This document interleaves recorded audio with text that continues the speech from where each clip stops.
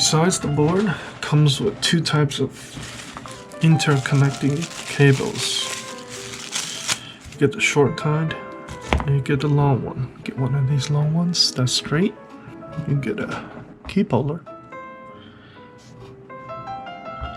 These little buttons you can lift the boards with, I guess, feet.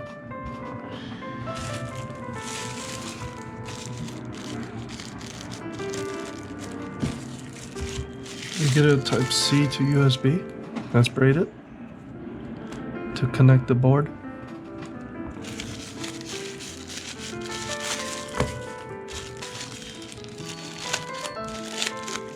And then you get